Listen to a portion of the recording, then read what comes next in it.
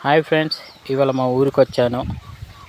ఊరికి వచ్చే వరకు అక్కడ తాటిపండు పడే వరకు మా అన్నయ్య తాటిపండు కాల్చుకొని తిందాం బాగుంటుందంటే కాలుద్దాం అనేసి మంట పెడుతుండో గడ్డి పెట్టి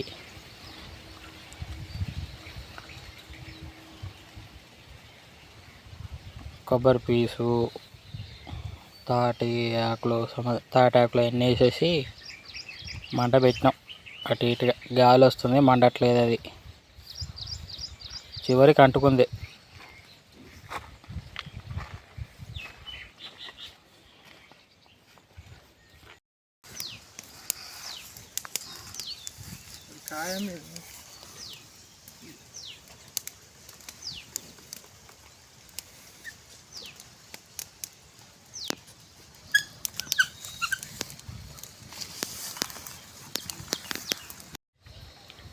చివరికి తాటిపండు మంచిగా కాలింది, కానీ ఈ లోపల ఏదో పని పడి ఇంక బయటికి వెళ్ళిపోయినాం.